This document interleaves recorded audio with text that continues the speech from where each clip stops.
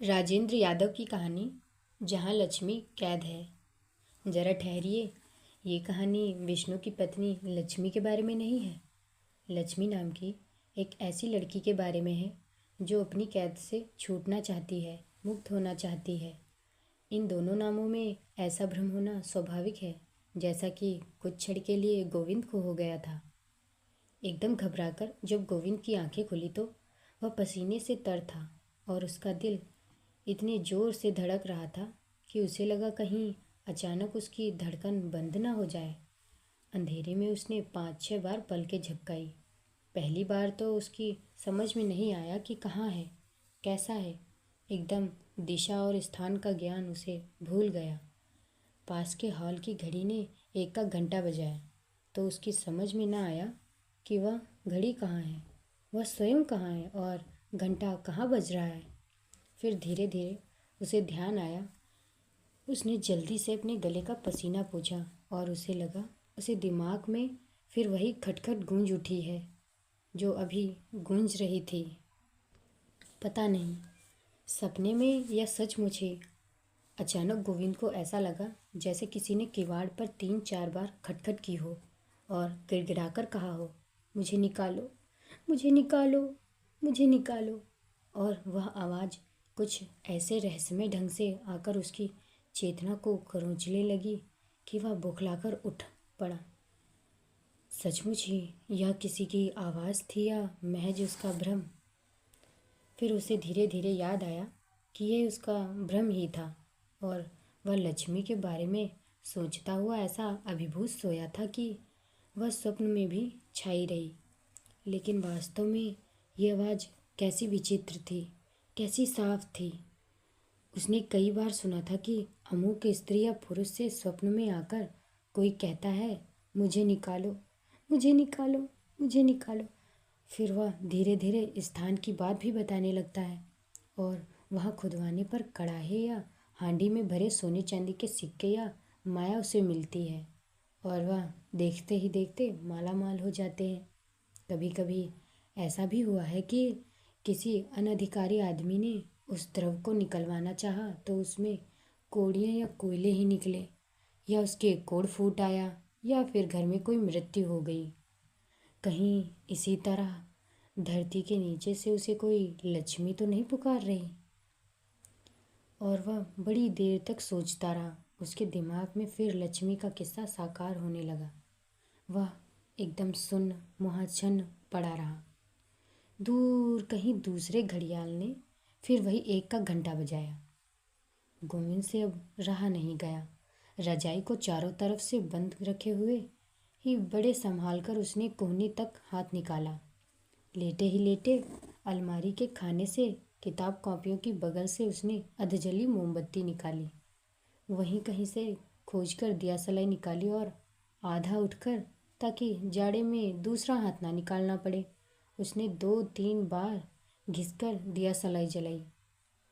मोमबत्ती रोशन की और पिघले मोम की बूंद टपकाकर उसे दवात के ढक्कन के ऊपर जमा दिया। धीरे धीरे हिलती रोशनी में उसने देख लिया कि किवाड़ पूरे बंद हैं और दरवाजे के सामने वाली दीवार में बने जाली लगे रोशनदान के ऊपर दूसरी मंजिल से हल्की हल्की जो रोशनी आती है वह भी बुझ चुकी है। सब कुछ कितना शांत हो चुका है। बिजली का स्विच यद्यपि उसके तख्त के ऊपर ही लगा था, लेकिन एक तो जाड़े में रजाई समेत या रजाई छोड़कर खड़े होने का आलस, दूसरे लाला रूपाराम का डर। सुबह ही कहेगा, गोविंद बाबू बड़ी देर तक पढ़ाई हो रही है आजकल, जिसका सीधा अर्थ होगा कि बड़ी बिजली खर्च करते हो। फिर उसने चुपके से, जैसे उसे कोई देख रहा हो, तकिए के नीचे से रजाई के भीतर ही भीतर हाथ बढ़ाकर एक पत्रिका निकाल ली और गर्दन के पास से हाथ निकालकर उसके 47वें पन्ने को 20वीं बार खोलकर बड़ी देर तक घूरता रहा। रात के 1 बजे की पठानकोट एक्सप्रेस जब दहाड़ती हुई गुजर गई तो अचानक उसे होश आया। 47 और 48 जो पन्ने उसके सामने खुले थे उनमें जगह जगह नीली स्याही से कुछ पंक्तियों के नीचे लाइनें खींची गई थी। यही नहीं, उन पन्ने का कोना मोड़कर उन्हीं लाइनों की तरफ विशेष रूप से ध्यान खींचा गया था। अब तक गोविंद उन या उनके आसपास की लाइनों को 20 बार से अधिक बार पढ़ चुका था। उसने संकित निगाहों से इधर उधर देखा और फिर एक बार उन पंक्तियों को फिर पढ़ने लगा। जितनी बार वह उन्हें पढ़ता, उसका दिल एक अनजान आनंद के बोझ से धड़ककर डूबने लगता और दिमाग में उसी तरह भन्ना उठता जैसे उस समय भन्नाया था जब ये पत्रिका उसे मिली थी। यद्यपि इस बीच उसकी मानसिक दशा कई विकट स्थितियों से गुजर रही थी, फिर भी वह बड़ी देर तक काली स्याही से छपे कहानी के अक्षरों को स्थिर निगाहों से घूरता रहा। धीरे धीरे उसे ऐसा लगा ये अक्षरों की पंक्ति एक ऐसी खिड़की की जाली है जिसके पीछे बिखरे बालों वाली एक निरीह लड़की का चेहरा झांक रहा है और उसके दिमाग में बचपन की सुनी कहानी साकार होने लगी। शिकार खेलने में साथियों का साथ छूट गया। भटकता हुआ एक राजकुमार अपने थके मादे घोड़े पर बिल्कुल वीराने में समुद्र के किनारे बने एक विशाल सुनसान किले के नीचे जा पहुंचा। वहां ऊपर खिड़की में उसे एक अत्यंत सुंदर राजकुमारी बैठी दिखाई दी, जिसे एक राक्षस ने लाकर वहां कैद कर दिया था। छोटे छोटे विवरण के साथ खिड़की में बैठी राजकुमारी की तस्वीर गोविंद की आंखों के आगे स्पष्ट और मूर्त होती गई और उसे लगा जैसे कि राजकुमारी उन पंक्तियों छपी लाइनों के नीचे और पीछे से झांक रही है। उसके गालों पर आंसुओं की लकीरें सूख गई हैं, उसके होंठ पपड़ा गए हैं, चेहरा मुरझा गया है और रेशमी बाल मकड़ी के जाल जैसे लगते हैं। जैसे उसके पूरे शरीर से एक आवाज़ निकलती है, मुझे नहीं छुड़ाओ, मुझे छुड़ाओ, मुझे छुड़ाओ। गोविंद के मन में उस अनजान राजकुमारी को छुड़ाने के लिए जैसे रह रहकर कोई कुरेदने लगा। एक आध बार तो उसने प्रबल इच्छा हुई कि अपने भीतर रह रहकर कुछ करने की उत्तेजना वह अपने तख्त या कोठरी की दीवार के बीच में बची 2 फीट की गली में घुस घुस कर दूर कर दे। तो क्या सचमुच लक्ष्मी ने यह उसी के लिए लिखा था? या लेकिन उसने तो लक्ष्मी को देखा ही नहीं है। अगर उसकी कल्पना में किसी जवान लड़की का चेहरा लाई भी तो वह आखिर कैसी हो? कुछ और भी बातें थी कि वह लक्ष्मी के रूप में एक सुंदर लड़की के चेहरे की कल्पना करते डरता था। उसकी ठीक शकल सूरत और उम्र भी नहीं मालूम थी उसे। गोविंद यह अच्छी तरह जानता था कि यह सब उसी के लिए लिखा गया है। ये लाइनें खींचकर उसी का ध्यान आकर्षित किया गया है। फिर भी वह इस अप्रत्याशित बात पर विश्वास नहीं कर पाता था। वह अपने को इस लायक भी नहीं समझता था कि कोई लड़की इस तरह संकेत करेगी उसे। यूँ शहरों के बारे में उसने बहुत काफ़ी सुन रखा था, लेकिन यह सोचा भी नहीं था कि गांव में इंटरव्यू पास करके शहर आने के 1 हफ्ते में ही उसके सामने एक सौभाग्यपूर्ण बात आ जाएगी। ओह, वह जब जब इन पंक्तियों को पढ़ता तो तब तब सिर इस तरह चकराने लगता उसका जैसे किसी 10 मंजिल मकान से नीचे झांक रहा हो।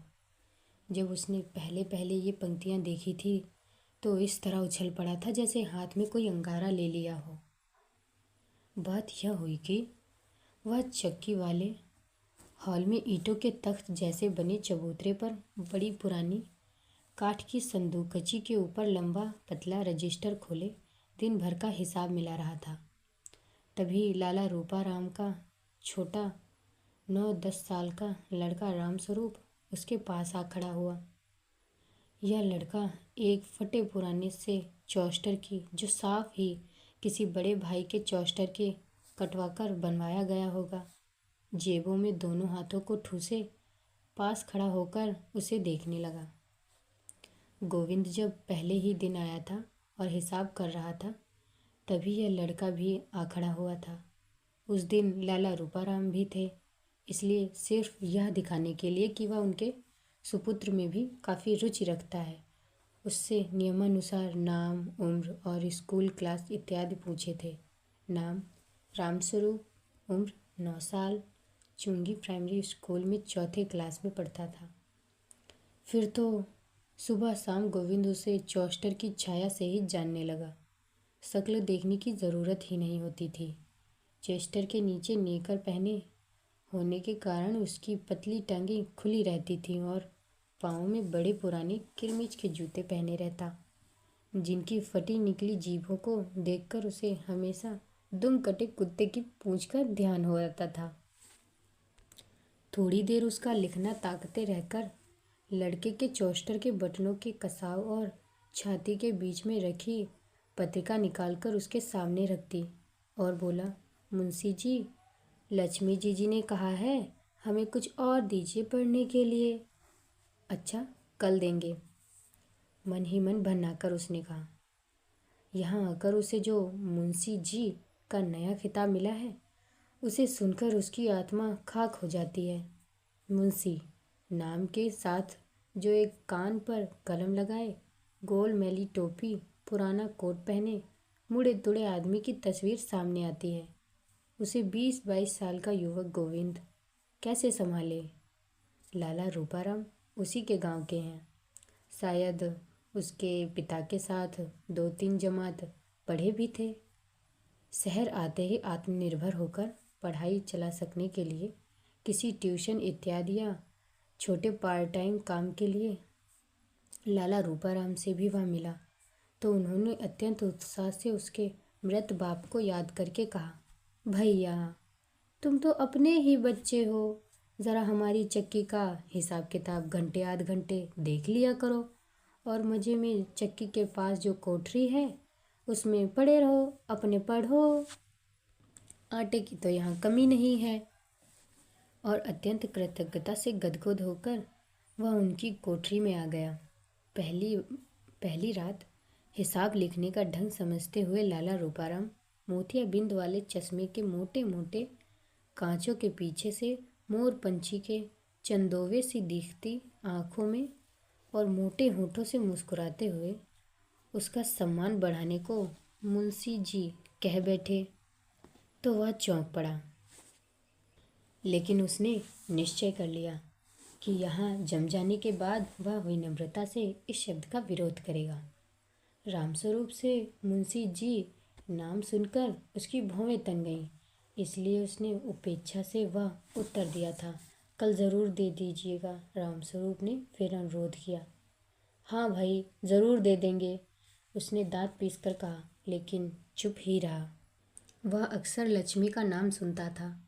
हालांकि उसकी कोठरी बिल्कुल सड़क की तरफ अलग ही पड़ती थी, लेकिन उसमें पीछे की तरफ जो एक जालीदार छोटा सा रोशनदान था, वह घर के भीतर नीचे की मंजिल में चौक में खुलता था। लाला रूपाराम का परिवार ऊपर की मंजिल पर रहता था और नीचे सामने की तरफ पंचक्की थी। पीछे कई तरह की चीज़ों का स्टोर रूम था। इस तरह लक्ष्मी नाम के प्रति उसे उत्सुकता और रुचि इसलिए भी बहुत थी कि चाहे कोठरी में हो या बाहर, पंचक्की में हो या हॉल में, हर 5वें मिनट पर उसका नाम विभिन्न रूपों में सुनाई देता था। लक्ष्मी बीबी ने ये कहा है, रुपए लक्ष्मी बीबी के पास हैं, चाबी लक्ष्मी बीबी को दे देना। और उसके जनाब में जो एक पतली तीखी सी अधिकारपूर्ण आवाज़ सुनाई देती थी, लेकिन स्वयं वह कैसी है, उसकी एक झलक भर देख पाने को उसका दिल कभी कभी बुरी तरह तड़प सा उठता था। लेकिन पहले कुछ दिनों में उसे अपना प्रभाव जमाना था, इसलिए वह आंख उठाकर भी भीतर देखने की कोशिश न करता। मन ही मन उसने समझ लिया कि यही लक्ष्मी है, काफ़ी महत्वपूर्ण है। दिक्कत यह थी कि भीतर कुछ दिखाई भी तो नहीं देता था। सड़क के किनारे 2-3-4 दरवाजे वाले इस चक्की के हॉल के बाद एक 8-10 फीट लंबी गली थी और चौक के ऊपर लोहे का जाल पड़ा था। उस पर से ऊपर वाले लोग जब गुजरते थे तो लोहे की झंझनाहट से पहले तो उसका ध्यान हर बार इधर उधर चला जाता था। बच्चे तो कभी कभी और भी उछल कूद कर उसे चिढ़ाते थे। यहाँ से जब तक किसी बहाने पूरी गली पार न की जाए कुछ भी देखना असंभव था। चूँकि गुसलखाना और नल इत्यादि उसी चौक में थे, जिनकी वजह से नीचे प्रायः सीलन और गीलापन रहता था, इसलिए वह सुबह चौक में जाते हुए अत्यंत सीधे लड़के की तरह निगाहें नीचे किए हुए भी वह ऊपर की स्थिति को भांपने का प्रयत्न करता था। ऊपर सिर उठाकर आंख भर देख पाने की उसमें हिम्मत न थी। अपनी कोठरी का एकमात्र दरवाज़ा बंद करके तख्त पर चढ़कर मकली के जाले और धूल से भरे जालीदार रोशनदान में झांककर उसने वहाँ की स्थिति को जानने की कोशिश की, लेकिन वह कमबख्त जाली कुछ इस ढंग से बनी थी कि उसके फोकस में पूरा सामने वाला छज्जा और एकाध फुट लोहे का जाल भर आता था। वहाँ कई बार उसे लगा जैसे दो छोटे छोटे तलुए गुजरे। बहुत कोशिश करने पर टखने दिखे। हाँ, हैं तो किसी लड़की के पैर, क्योंकि हाथ में धोती का किनारा भी तो झलका था। बस यही सोचकर उसने एक गहरी सांस ली और तख्त से उतरते समय बड़े एकटराना अंदाज में छाती पर हाथ मारा और बुदबुदाया, अरे लक्ष्मी जालिम, एक झलक तो दिखा देती। मुंशी जी, तुम तो देख रहे हो, लिखते क्यों नहीं? रामस्वरूप ने जब देखा कि गोविंद धीरे धीरे होल्डर का पिछला हिस्सा दांतों में ठोकता हुआ हिसाब की कॉपी में अपलक कुछ घूर रहा है, तो पता नहीं कैसे यह बात उसकी समझ में आ गई कि वह जो कुछ सोच रहा है उसका संबंध सामने रखे हिसाब से तो नहीं है। उसने चौंक कर लड़के की तरफ देखा और चोरी पकने जाने पर छेंक कर मुस्कुराया। तभी अचानक एक बात उसके दिमाग में कौंधी, यह लक्ष्मी का रामस्वरूप भाई ही तो है। ज़रूर उसका चेहरा इससे काफ़ी मिलता जुलता होगा। इस बार उसने ध्यान से रामस्वरूप का चेहरा देखा कि वह सुंदर है या नहीं, फिर अपनी बेवकूफ़ी पर मुस्कुराकर अंगड़ाई ली। चारों तरफ ढीले हुए कंबल को फिर से चारों ओर से कस लिया और अप्रत्याशित प्यार से बोला, अच्छा मुन्ना, कल सुबह दे देंगे। उसकी इच्छा हुई कि वह उससे लक्ष्मी के बारे में कुछ बात करे, लेकिन सामने ही चौकीदार और मिस्त्री सलीम काम कर रहे थे। असल में आज वह थक भी तो गया था। अचानक व्यस्त होकर बोला और जल्दी जल्दी हिसाब करने लगा। दुनिया भर की सिफारिशों के बाद उसका मन कॉलेज के नोटिस बोर्ड पर आ गया कि वह ले लिए गए लड़कों में से एक है। आते ही समय कुछ हिसाब किताब और कॉपियों भी खरीद लाया, जो आज वह चाहता था कि जल्दी से जल्दी अपनी कोठरी में लेटे और कुछ आगे पीछे की बातें, दुनिया भर की बातें सोचता हुआ सो जाए। सोचे, लक्ष्मी कौन है, कैसी है, वह उसके बारे में किससे पूछे? कोई उसका हम उम्र भी तो नहीं है और विश्वास पात्र भी नहीं। किसी से पूछे और रूपाराम को पता चल जाए तो। लेकिन अभी तीसरा ही दिन तो है। मन ही मन अपने पास रखी पत्रिकाओं और कहानी की पुस्तकों की गिनती करते हुए वह सोचने लगा कि इस बार उसे कौन सी किताब देनी है। आगे जाकर जब काफ़ी दिन हो जाएंगे तो वह चुपचाप उसमें एक ऐसा छोटा सा पत्र रख देगा जो किसी दोस्त के नाम लिखा गया होगा, या उसकी भाषा ऐसी होगी कि पकड़ में ना आ सके। भूल से चला गया, पकड़े जाने पर वह आसानी से कह सकेगा। उसे तो ध्यान भी नहीं था कि वह पर्चा इसमें रखा है। 20 जवाब होंगे। अपनी चालाक बेवकूफ़ी की कल्पना वह मुस्कुराने लगा। जिसके विषय में वह इतना सब सोचता है वह उसी लक्ष्मी के पास से आई हुई पत्रिका है। उसने इसे अपने कोमल हाथों से छुआ होगा। तकिए के नीचे सिरहाने भी यह रही होगी। लेटकर पढ़ते हुए तो हो सकता है सोचते सोचते छाती पर भी रखकर सो गई होगी। लेटकर उसका तन मन गुदगुदा उठा। क्या लक्ष्मी उसके विषय में बिल्कुल ही न सोचती होगी? हिसाब लिखने की व्यस्तता में भी उसने गर्दन मोड़कर एक हाथ से पत्रिका के पन्ने पलटने शुरू कर दिए और एक कोना मुड़े पर अचानक उसका हाथ ठिठक गया। यह किसने मोड़ा है? 1 मिनट में हजारों बातें उसके दिमाग में चक्कर लगा गईं। उसने पत्रिका उठाकर हिसाब की कॉपी पर रख ली। मुड़ा पन्ना पूरा खुला था। छपे पन्ने पर जगह जगह नीली स्याही से निशान देखकर वह चौंक पड़ा। ये किसने लगाए हैं? उसे खूब अच्छी तरह ध्यान है, ये पहले नहीं थे। मैं तुम्हें प्राणों से अधिक प्यार करती हूँ, उसने एक नीली लाइन के ऊपर पढ़ा। अं, ये क्या चक्कर है? एकदम जैसे बुखला उठा। उसने फौरन ही सामने बैठे मिस्त्री सलीम और दीवार सिंह को देखा। वे अपने ही काम में व्यस्त थे। उसकी निगाह अपने आप दूसरी लाइन पर फिसल गई। मुझे यहाँ से भगा ले चलो। अरे, तीसरी लाइन, मैं फांसी लगाकर मर जाऊंगी। बेचारा गोविंद इतना घबरा गया कि उसने फट से पत्रिका बंद कर दी। शंका से इधर उधर देखा कि किसी ने ताड़ तो नहीं लिया। उसके माथे पर पसीना उभर आया और दिल चक्की के मोटर की तरह चलने लगा। पत्रिका ने उन पन्नों के बीच में ही उंगली रखे हुए उसने उसे घुटने से नीचे छिपा लिया। कहीं दूर से रंग बिरंगी कवर की तस्वीर को देखकर यह कमबख्त चौकीदार ही न मांग बैठे। उन पंक्तियों को एक बार फिर देखने की दुर्विचार इच्छा उसके मन में ही हो रही थी, लेकिन जैसे हिम्मत न पड़ती थी। क्या सचमुच ही निशान लक्ष्मी ने ही लगाए हैं? कहीं किसी ने मजाक तो नहीं किया? लेकिन मजाक उससे कौन करेगा? क्यों करेगा? ऐसा उसका कोई परिचित भी तो नहीं है यहाँ की 3 दिन में ही ऐसी हिम्मत कर डाले। उसने फिर पत्रिका निकालकर पूरी उलट पुलट डाली। नहीं, निशान वही है, बस।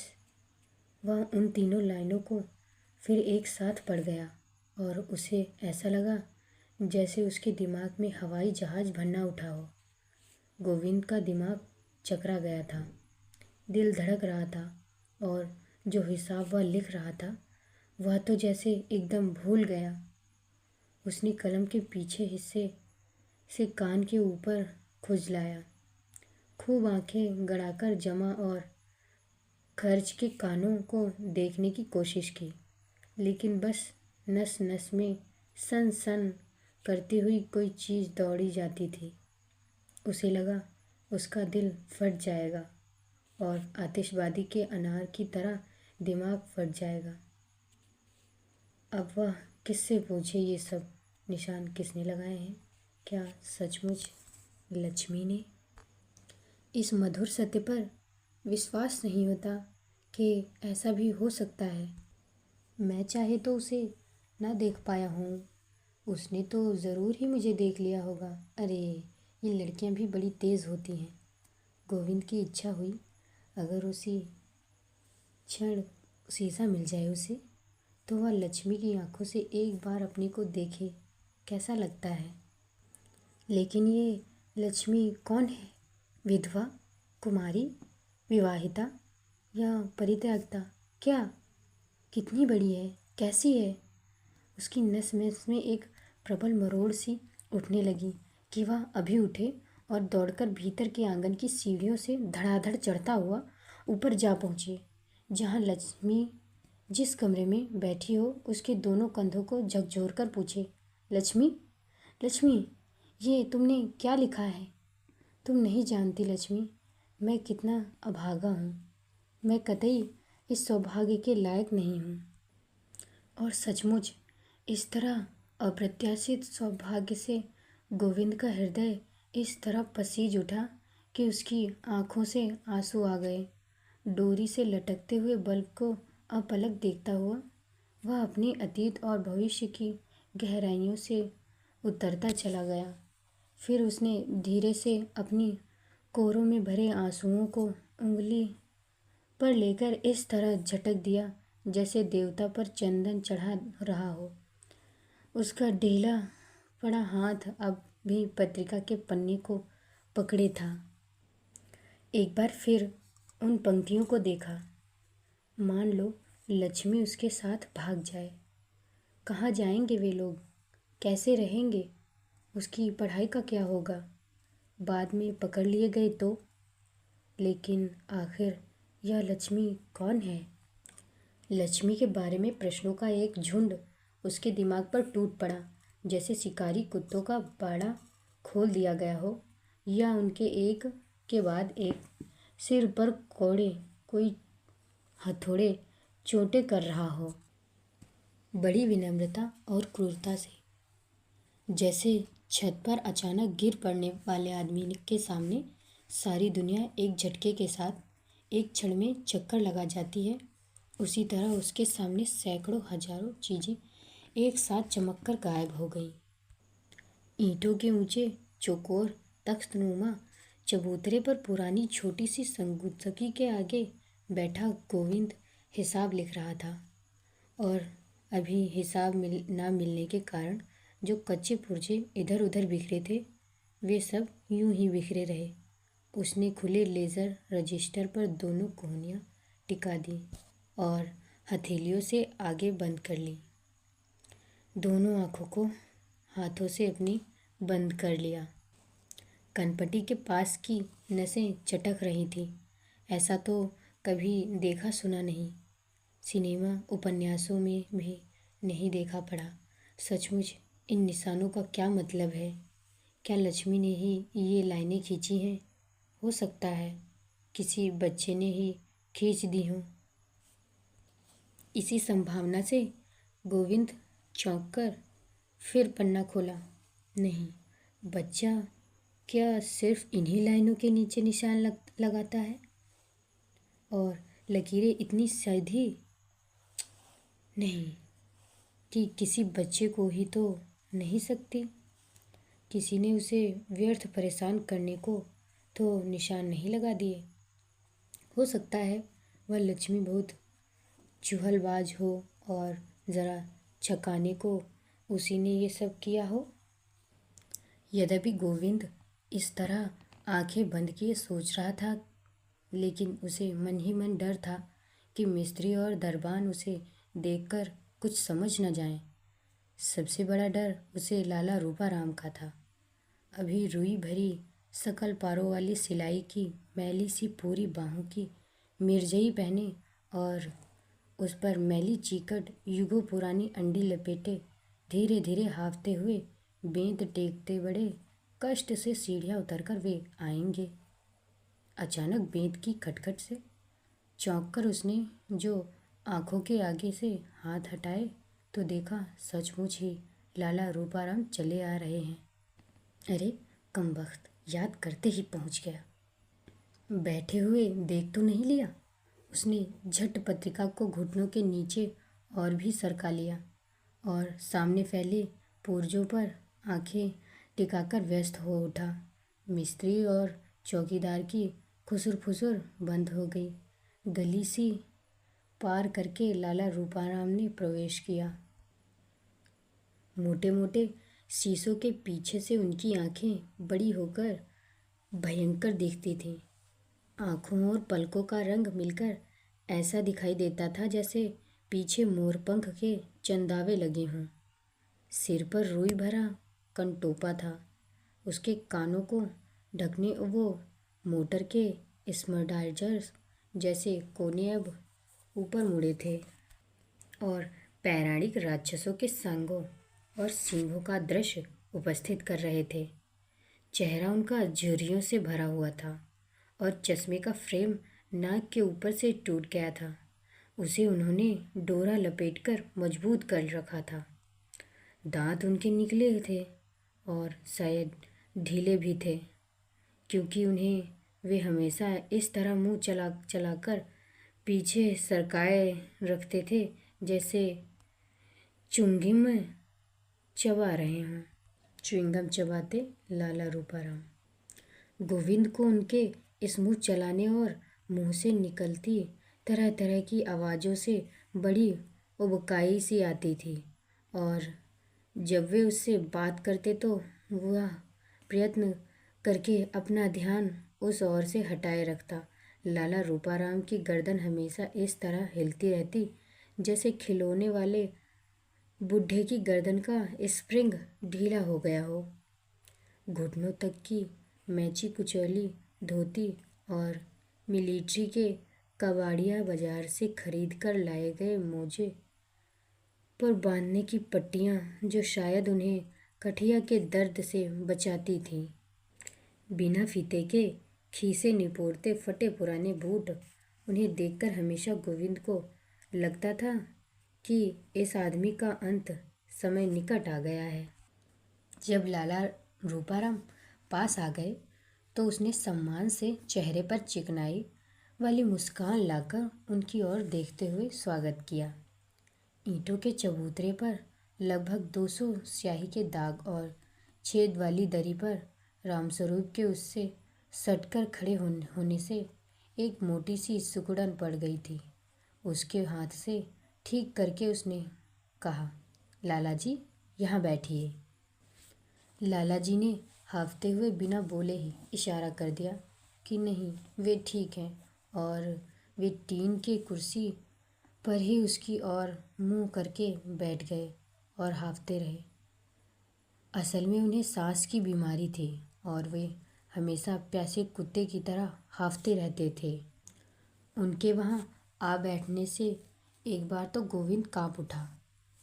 कहीं कमबख्त को पता तो नहीं चल गया, कुछ पूछने ताछने ना आए।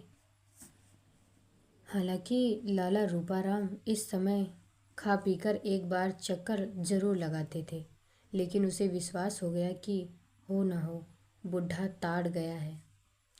उसका दिल धसक चला। रूपाराम अभी हाफ रहे थे। गोविंद सिर झुकाए ही हिसाब किताब जोड़ता रहा। आखिर स्थिति संभालने की दृष्टि से उसने कहा, लाला जी आज मेरा नाम आ गया है कॉलेज में। अच्छा, लाला जी ने खांसी के बीच में ही कहा।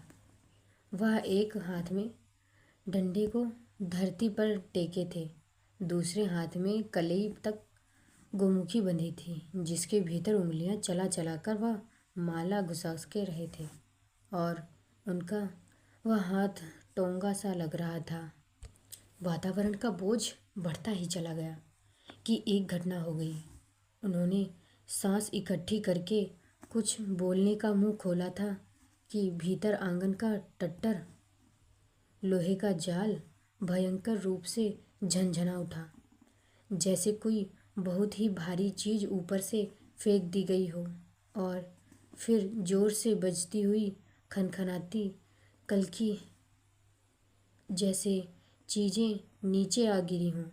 उसके पीछे चिमटा, संडासी और अन्य कई बर्तन, और फिर तो उसे ऐसा लगा जैसे कोई बाल्टी, कढ़ाई, तवा इत्यादि निकालकर उसी लोहे के जाल पर फेंक रहा है, और पानी और छोटी मोटी चीज़ें नीचे गिर रही हैं।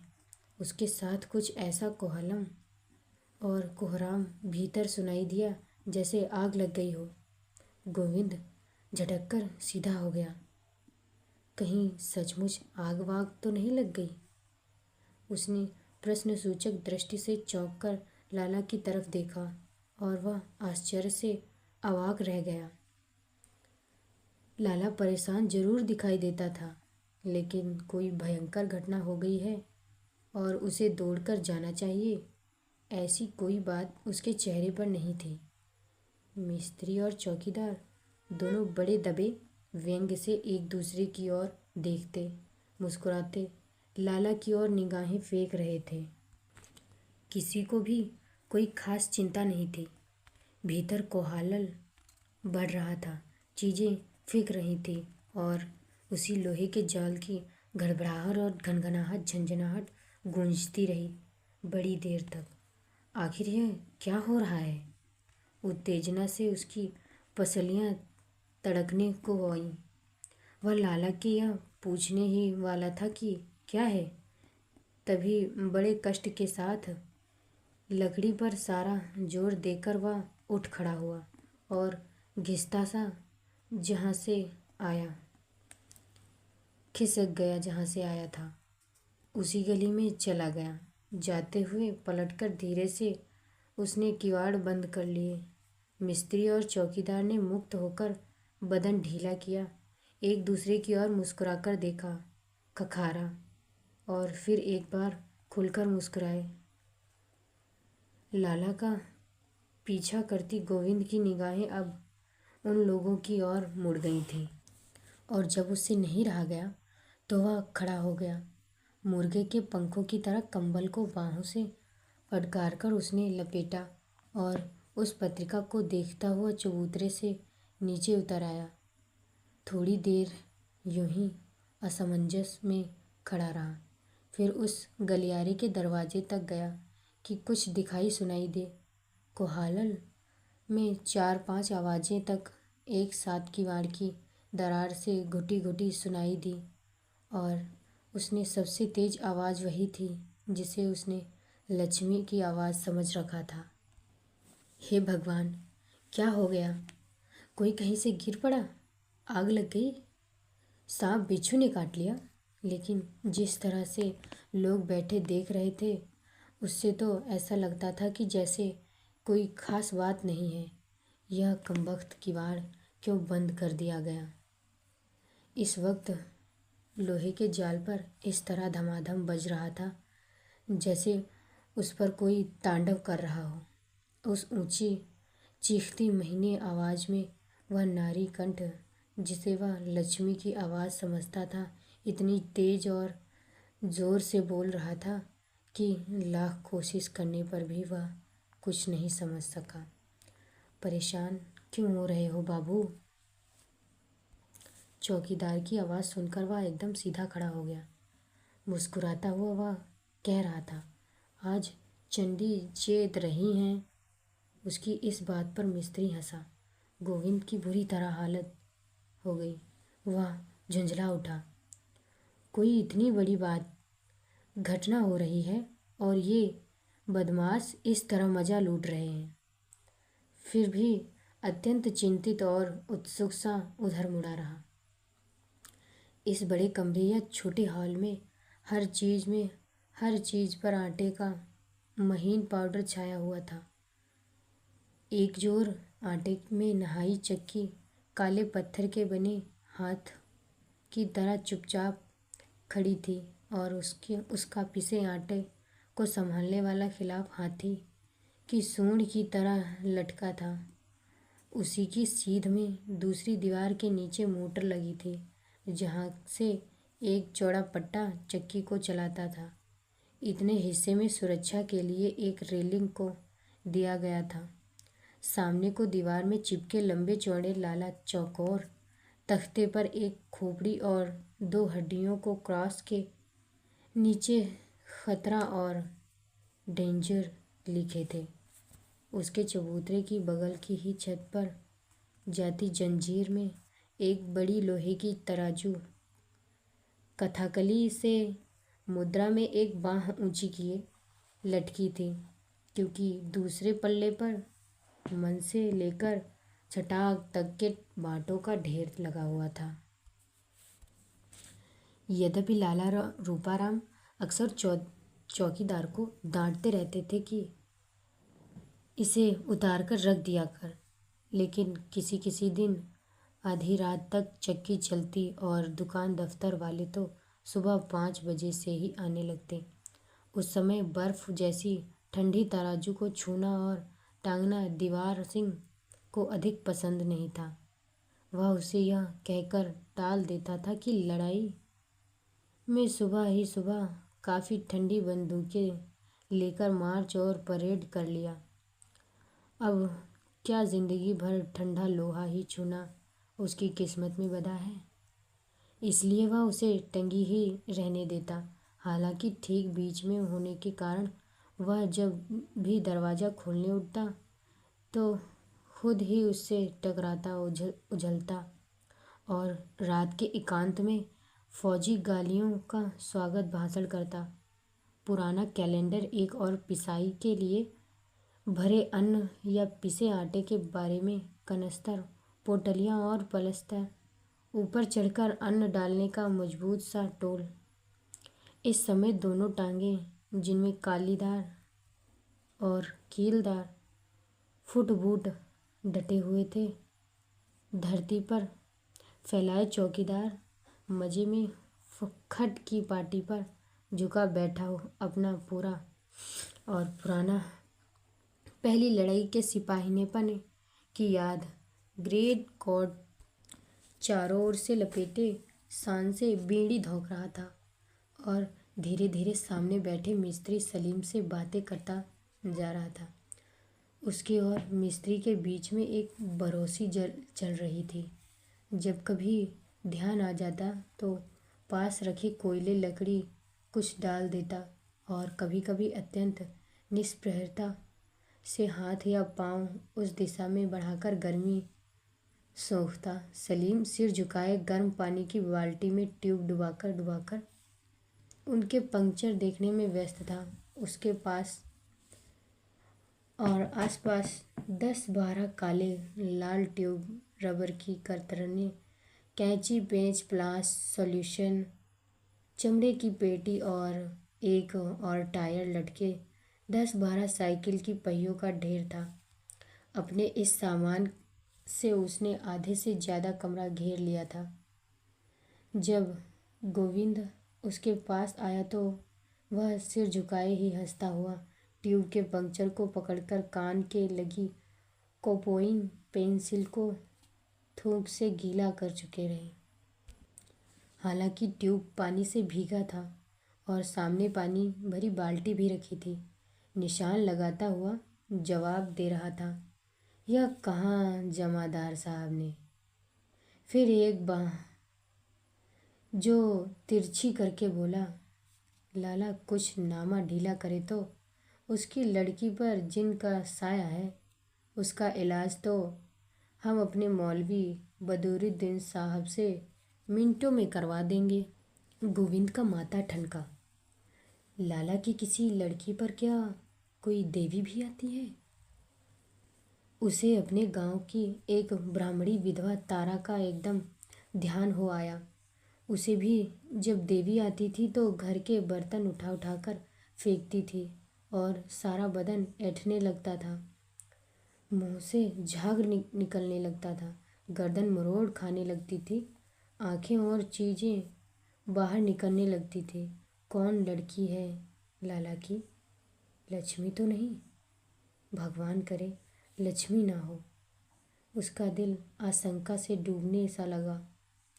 उसने सुना कोलाहल अब लगभग शांत हो गया था और कहीं दूर से रह रहकर एक हल्की रोने की आवाज़ भर सुनाई देती थी। शायद किसी को दौरा वोरा ही आ गया है, तभी तो ये लोग निश्चित हैं। गोविंद को सुनाकर चौकीदार बोला, नामा तुम भी यार मिस्त्री, किसी दिन बेचारे बूढ़े का हार्ट फेल कराओगे और बेटा इस जिन का इलाज तुम्हारे मौलवी के पास नहीं है, समझे? वह तो हवा ही दूसरी है। आओ बाबूजी बैठो। चौकीदार ने बैठे बैठे स्टूल की तरफ इशारा किया। असल में वह गोविंद को बाबूजी ज़रूर कहता था, लेकिन उसका विशेष आदर नहीं करता था। एक तो गोविंद कस्बे से आया था और उसे शहर में चौकीदारी करते हो चुके थे नगद 20 साल। दूसरे वह फौज में रहा था और कैरो तक घूम आया था। उम्र, अनुभव, तहजीब सभी में वह अपने को गोविंद से ज़्यादा ही समझता था, लेकिन गोविंद को इस सब का ध्यान नहीं था। उसने स्टूल से टिककर ज़रा सहारा लेते हुए चिंतित स्वर में पूछा, क्यों भाई, ये शोरगुल कैसा था? क्या हो रहा था अंदर? मिस्त्री ने सिर उठाकर उसे देखा और चौकीदार की तरफ मुस्कुराया। नज़रों से उसकी आंखें मिली। उसने अपनी खिचड़ी पूंछों पर हथेली फेरते हुए कहा, कुछ नहीं बाबूजी, जो ऊपर वाला कोई चीज़ किसी बच्चे में गिरा दी होगी। मिस्त्री ने कहा, जमादार साहब, झूठ क्यों बोलते हो? साफ साफ क्यों नहीं बता देते? अब इनमें क्या छिपा रहेगा? तू खुद क्यों नहीं बता देता? मैं क्यों बताऊं? चौकीदार ने कहा और जेब से बीड़ी का बंडल निकाल लिया। कागज़ नोचकर आटे की और लोई बनाने की तरफ उसे ढीला किया। फिर एक बीड़ी निकालकर मिस्त्री की ओर फेंकी, दूसरी को दोनों तरफ से फूंका और जलाने के लिए किसी दहकते कोयले की तलाश में बरोसी में निगाहें घुमाते जरा व्यस्तता से बात जारी रखी। तुझे क्या मालूम नहीं है? मैं क्यों बताऊं? इन दोनों की चहुल से गोविंद की आंखें झुंझला उठी और तेज बढ़ गईं।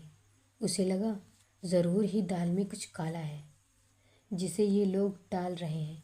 मिस्त्री जीभ निकाले पंक्चर के साथ स्थान को रेगमाल से घिस रहा था। वह जब भी कोई काम एकाग्रचित से करता तो अपनी जीभ को निकालकर ऊपर के होंठ में चिपका देता। उसकी चांद के ऊपर बीच में उभरते गंजे को देखकर गोविंद ने सोचा कि गंजापन तो रईसी की निशानी है, लेकिन यह कमबख्त तो आधी रात में यहाँ पंक्चर जोड़ रहा है। उसने उसी तरह सिर झुकाए ही कहा, अब मैं बाबूजी को किस्सा बताऊं या इन ट्यूब से सिर को हूँ? साले सड़कर बलुओ हलवो तो हो गए हैं, अब बदलेगा नहीं। अब क्या किया जाए? मन तो होता है सबको उठाकर इस अंगीठी में रख दूं। होगा सुबह देखा जाएगा। ये इतने ट्यूब है काहे के? ज़रा आत्मीयता जताते हुए गोविंद ने पूछा। हालत तो सचमुच इनकी बड़ी खराब हो चुकी है, आपको नहीं मालूम? इस बार काम छोड़कर मिस्त्री ने गौर से गोविंद को देखा। यह आपके लाला जी के जो दर्जन रिक्शा चलते हैं उनका कूड़ा है। यह तो होता है नहीं, इतने रिक्शे हैं, रोज़ टूट फूट मरम्मत होती ही रहती है। हमेशा के लिए लगा ले एक मिस्त्री, दिन भर की छुट्टी हो गई। सो तो नहीं, ट्यूब टायर मेरे सिर हैं और बाकी टूट फूट मिस्त्री अली अहमद ठीक करते हैं। फिर उसने यूं ही पूछा, आप बाबूजी नए आए हैं? हाँ, 2-3 दिन हो तो गए हैं, मैं यहाँ पढ़ने आया हूँ, गोविंद ने कहा। उसके पेट में खलबलाहट मच रही थी, लेकिन वह नए सिरे से पूछने का सूत्र खोज रहा था। तभी तो मिस्त्री बोला, तभी तो आप यह सब कुछ पूछ रहे हैं, रात को इसका हिसाब रखते हैं ना? हाँ, थोड़े दिनों में अपने फरफंद को भी आपसे पढ़वाएंगे। बहुत काम लेता है रारा रूपा, देख लेना, अभी तो 2-3 दिन हुए हैं। अपने फरफंद शब्द में जो व्यंग उसने दिया था उससे खुद ही प्रसन्न होकर मुस्कुराते हुए उसने चौकीदार की दी हुई बीड़ी सुलगाई।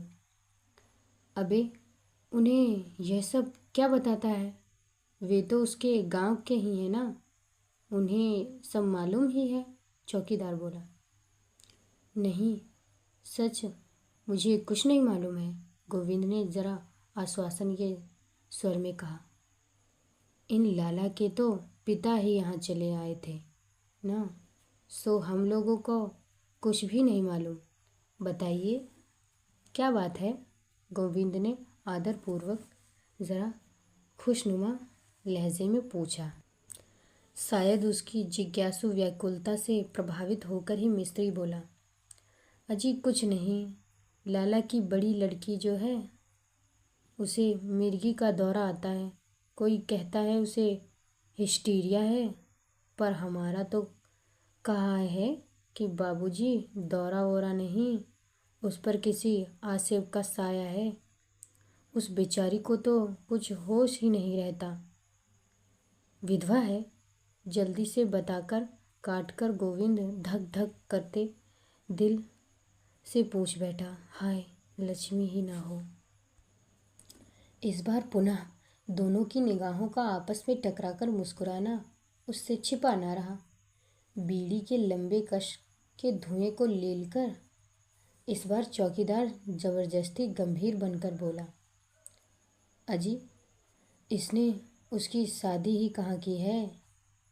नाम नाम क्या है? गोविंद से डर रहा। लक्ष्मी। लक्ष्मी उसके मुंह से निकल गया और जैसे एकदम उसकी सारी शक्ति किसी ने सोख ली हो।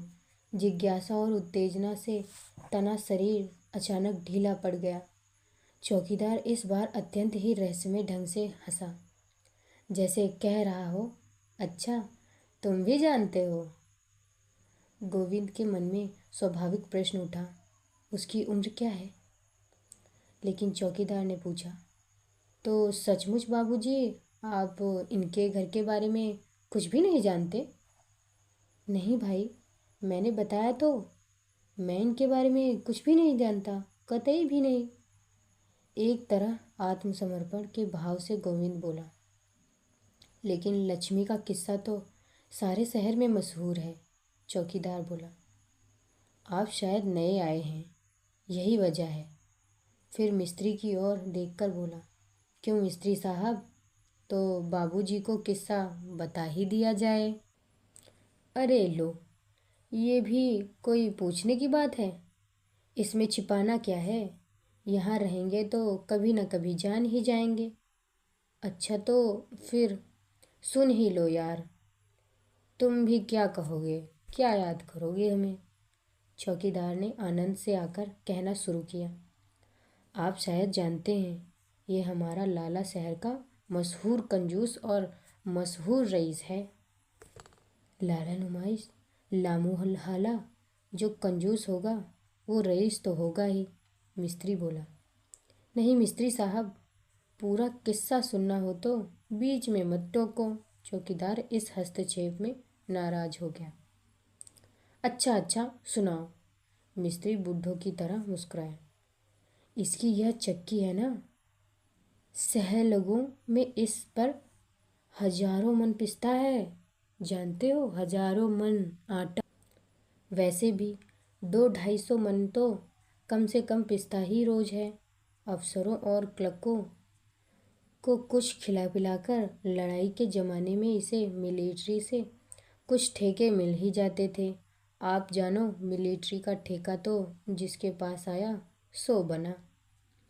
आप उन दिनों देखते, लक्ष्मी फ्लोर मिल के हल्ले बोरे या चूने रखे रहते थे, जैसे मोर्चे के लिए बालू भर भर कर रख दिए हों।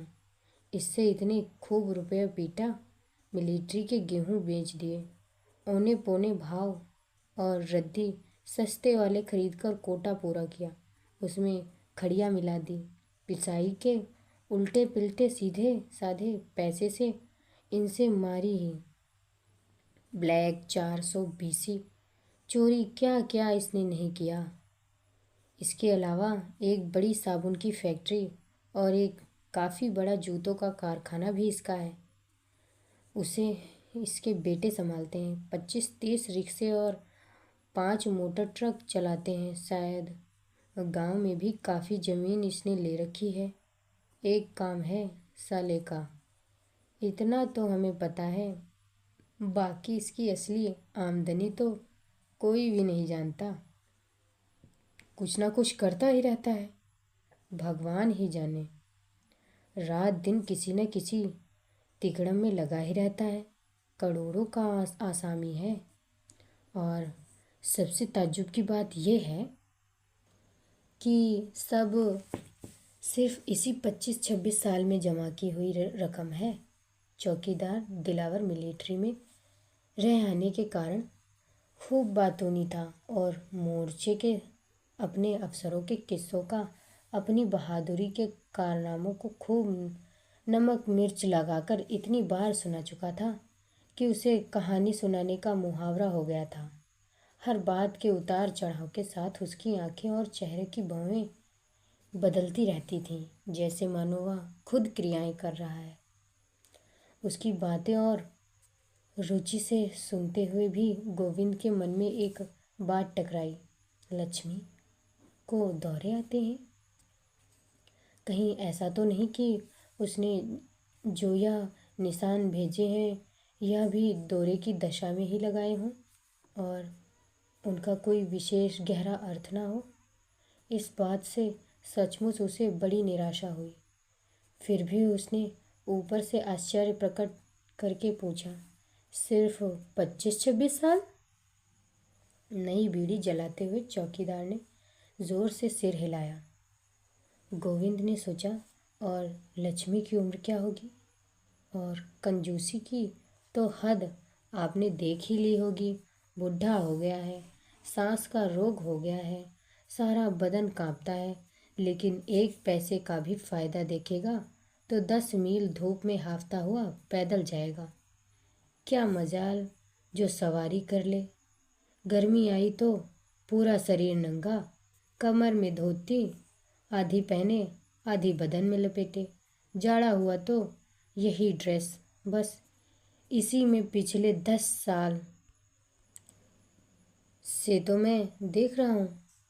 कभी किसी मकान की मरम्मत ना करवाना, सफ़ेदी सफाई ना कराना, और हमेशा यही ध्यान रखना कि कौन कितनी बिजली खर्च कर रहा है, कहाँ बेकार नल या पंखा चल रहा है।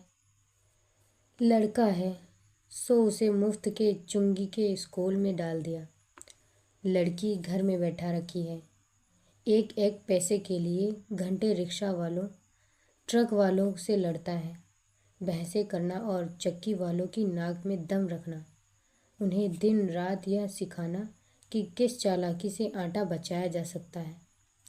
20 रुपये लेकर का आटा रोज़ होटल वालों को बिकता है, जो अलग है, वो तो अलग ही है।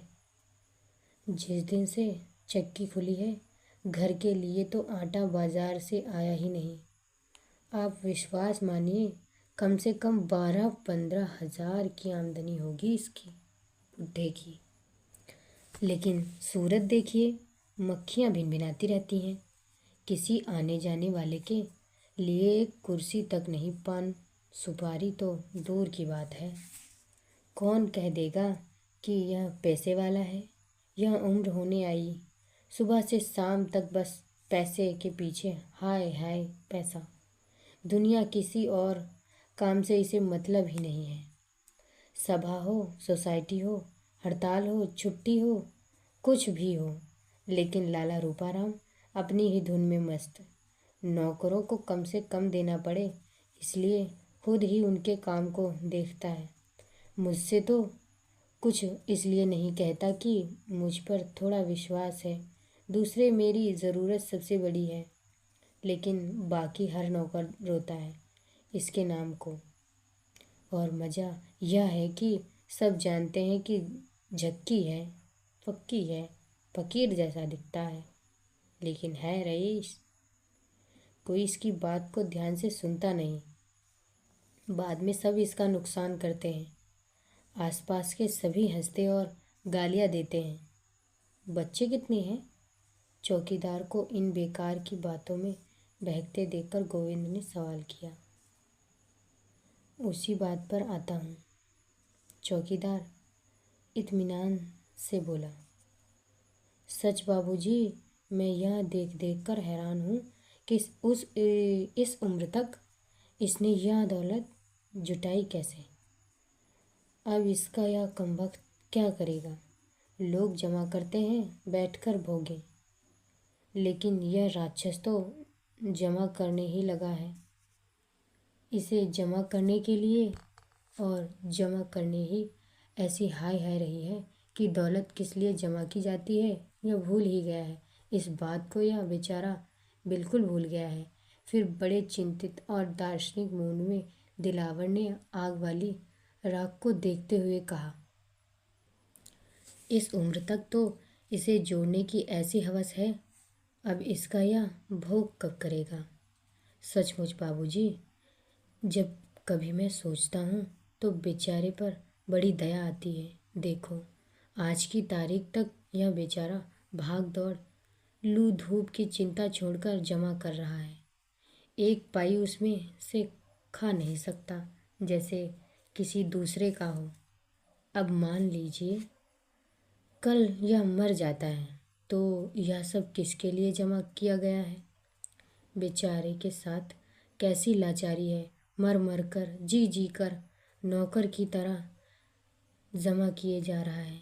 न खुद खा सकता है न देख सकता है कि कोई दूसरा छू भी ले, जैसे धन के ऊपर बैठा सांप।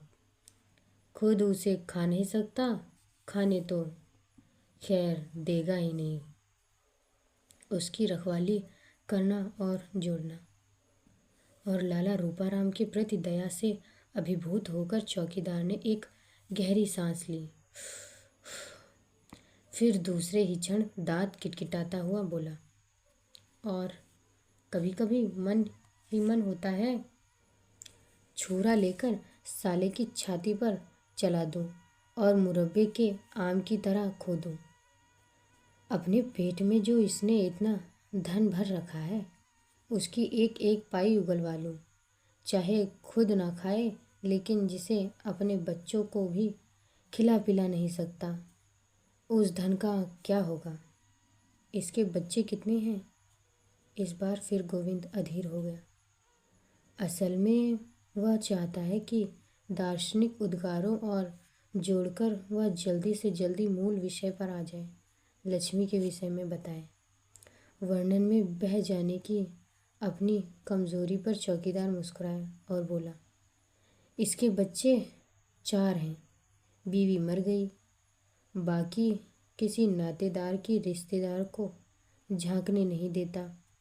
ऊपर तो कोई नौकर भी नहीं है, बस एक मरी मराई सी बुढ़िया पाल ली है। लोग बड़े भाई की बीवी बताते हैं, बस वही सारी देखभाल रखती है। और तो किसी को मैंने साथ देखा नहीं। खुद के 3 लड़के और 1 लड़की। बड़े 2 लड़के तो साथ ही रहते हैं। 2 ही लड़के हैं रूपाराम के जो उसके साथ नहीं रहते। इस बार मिस्त्री बोला, हाँ, वो लोग अलग ही रहते हैं। दिन में 1 आध चक्कर लगा जाते हैं। एक जूतों का कारखाना देखता है, दूसरा साबुन की फैक्ट्री संभालता है। इस साले को उन पर भी विश्वास नहीं है। पूरे कागज उतर हिसाब किताब अपने पास ही रखता है। नियम से शाम को वहाँ आता है वसूली करने। लेकिन लड़के भी बड़े तेज़ हैं, ज़रा शौकीन तबीयत पाई है। इसके मरते ही देख लेना मिस्त्री, वो इसकी सारी कंजूसी निकाल डालेगा। फिर याद करके बोलेगा, और क्या कहोगे तुम। साथ रहने की बात सो भैया, जब तक अकेले थे तब तक तो कोई बात नहीं थी, लेकिन अब तो उनकी बीवियां आ गई हैं ना, 1 आध बच्चा भी आ गया है घर में, सो उसे दिन भर गोद में लटकाए फिरता। इसके घर में एक चंडी जो है ना, उसके साथ सबका निभाव नहीं हो सकता। एकदम गोविंद के मन में आया लक्ष्मी, और वह ऊपर से नीचे तक सिर उठा। कौन? लक्ष्मी? उसके मुंह से निकल गया। जी हाँ, उसकी बदौलत तो यह सारा खेल है। वही तो इस भंडारे की चाबी है। वह न होती तो यह तामझाम आता कहाँ से।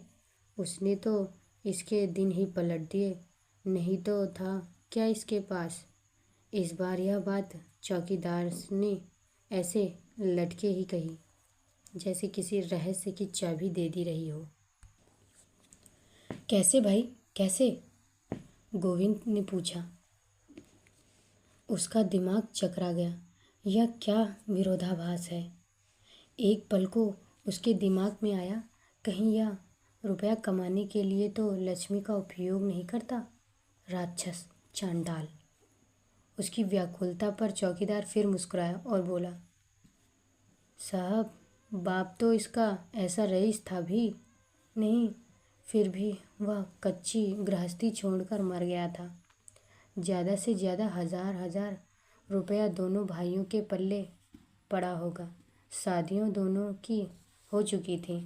कुछ कारोबार खोलने के विचार से यह सट्टे में अपने रुपए दूने चौगुने करने में पहुंचा तो शोर गंवा आया। बड़े भाई रोजराम ने एक पंचक्की खोल डाली। पहले तो उसकी भी हालत डावाडोल रही थी, लेकिन सुनते हैं कि जब से उसकी लड़की गौरी पैदा हुई, उसकी हालत संभलती ही चली गई। लाला रूपाराम अपने बड़े भाई के यहाँ ही काम करता था।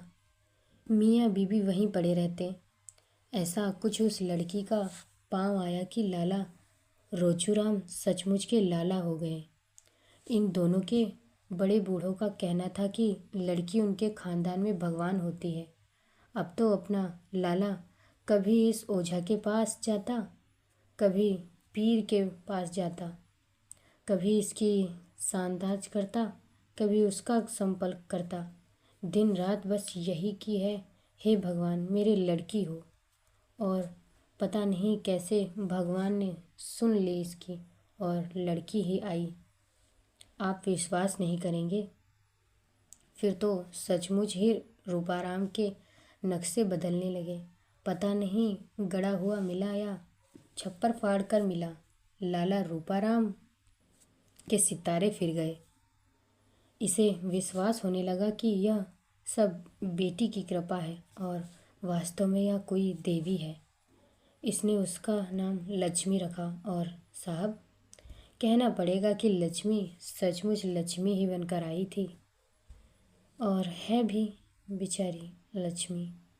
थोड़े दिनों में ही लक्ष्मी फ्लोर मिल अलग बन गई। अब तो इसका हाल है क्या, यह मिट्टी भी छू दे तो सोना बन जाएगा और कंकड़ को उठा ले तो हीरा दिखे। फिर आ गई लड़ाई और इसके पंजे झक्के हो गए। इसे ठेके मिलने लगे। समझिए एक के बाद एक मकान खरीदे जाने लगे, सामान लाने ले जाने लगे, ट्रक वाले आ गए। इधर रोचूराम भी फल रहा था और दोनों भाई गर्व से कहते थे, हमारे यहाँ लड़कियाँ लक्ष्मी बनकर आती हैं। लेकिन फिर एक ऐसा वाक़या हो गया, तस्वीर की सारी शक्ल ही बदल गई। चौकीदार दिलावर सिंह जानता था कि यह बात उसकी कहानी का क्लाइमैक्स है, इसलिए श्रोताओं की उत्सुकता को झटका देने के लिए उसने उंगलियों में दबी व्यर्थ जलती बड़ी बीड़ी को 2-3 कस लगाकर ख़त्म किया और बोला, गौरी शादी लायक हो गई। शायद किसी पड़ोसी लड़के को लेकर कुछ ऐसी वैसी बातें भी लाला रोचू ने सुनी थी। लोगों ने उंगलियां उठाना शुरू कर दिया तो उन्होंने गौरी की शादी कर दी। बस उसकी शादी होना था कि जैसे एकदम सारा खेल उजड़ गया। उसके जाते ही लाला एक बहुत बड़ा मुकदमा हार गया और भगवान की लाला देखिए, उन्हीं दिनों उसकी पंचक्की में आग लग गई। और कुछ लोगों का कहना तो यह है कि घरेलू दुश्मन का काम था। जो भी हो, बड़े हाथी की तरह जो एक बारगी गिरे तो उठना दुश्वार हो गया। लोग रुपए दाब गए और उनका दिवाला निकल गया। दिवाला क्या जी, एक तरह से बिल्कुल मोटी पेट हो गया। सब कुछ चौपट हो गया और छल्ला छल्ला एक बिक गया। एक दिन लाला जी की लाश तलाश में फूली हुई मिली। तालाब में लाला रूपाराम के बड़े भाई की लाश फूली हुई मिली। अब तो हमारे लाला रूपाराम को सांप सूंघ गया, उनके कान कट गए और लक्ष्मी पर पहरा बैठा दिया गया। उसे स्कूल से उठा लिया गया और वह दिन सो आज का दिन बेचारी नीचे नहीं उतरती। घर के भीतर न किसी को आने देता है न जाने देता है। मास्टर रखकर पढ़ाने की बात पहले उठी थी, लेकिन जब सुना कि मास्टर लोग लड़कियों को बहकाकर भगा ले जाते हैं तो वह विचार एकदम छोड़ दिया गया। लक्ष्मी खूब रोई पीटी, लेकिन इस राक्षस ने उसे भेजा ही नहीं। लड़की देखने दिखाने लायक। बात काटकर मिस्त्री बोला, अरे देखने दिखाने लायक क्या, हमने खुद देखा है। जिधर से निकलती है उधर बिजली सी कौंध जाती है।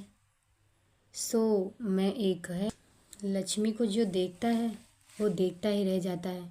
इसलिए ही लाला रूपाराम के पहरे इस तरह बढ़ गए थे।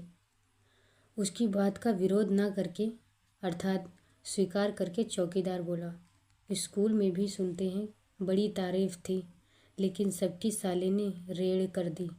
उसे यह विश्वास हो गया कि लड़की सचमुच लक्ष्मी है और जब दूर को हो जाएगी तो इसका भी एकदम सत्यानाश हो जाएगा। इसी डर से ना तो किसी को आने देता है न जाने देता है और ना उसकी शादी करता है।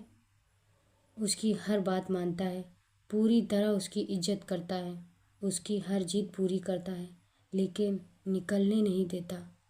लक्ष्मी 16 की हुई, 17 की हुई, 18 की हुई, 19, 20 साल पर साल बीत गए। पहले तो वह सबसे लड़ती थी, बड़ी चिड़चिड़ी और ज़िद्दी हो गई थी। कभी कभी गाली देती और मार भी देती थी। फिर भी मालूम नहीं क्या हुआ कि घंटों रात घंटों भर बड़ी ज़ोर ज़ोर से रोती रहती। फिर धीरे धीरे उसे दौरा पड़ने लगा। अब क्या उम्र? गोविंद ने बीच में पूछा। अब उसकी उम्र क्या है? उसकी ठीक उम्र तो किसी को नहीं पता, लेकिन अंदाज से 25-26 से कम की ना होगी। घृणा से होंठ टेढ़े करके चौकीदार ने अपनी बात जारी रखी। दौरा ना पड़े तो बेचारी जवान लड़की क्या करे। उधर पिछले 5-6 साल से तो ये हाल है कि दौरे में घंटों आध घंटों वह बिल्कुल पागल हो जाती है। उछलती कूदती है, बुरी बुरी गालियाँ देती है, बेमतलब रोती हंसती है, चीज़ें उठा उठा कर इधर उधर फेंकती है। जो चीज़ सामने होती है उसे तोड़ फोड़ देती है, जो हाथ में आता है उससे मारती पीटती है और शुरू हो जाती है और सारे कपड़े उतार कर फेंक देती है। बिल्कुल नंगी हो जाती है और जांघें पीट पीट कर बाप से कहती है, ले तूने मुझे अपने लिए रखा है ना, मुझे खा, मुझे चबा, मुझे भोग। यह पीटता है, गालियाँ खाता है और सब कुछ मारता है, करता है, लेकिन पहरे में ज़रा ढील नहीं होने देता। चुपचाप सिर पर हाथ रखकर बैठा बैठा सुनता रहता है। वह अपनी बेटी की मार भी खाता है और उसकी गालियाँ भी सुनता है, उसकी लेकिन हर बात मानता है। क्या ज़िंदगी है बेचारे की। बाप है सो उसे भोग नहीं सकता और छोड़ तो सकता ही नहीं।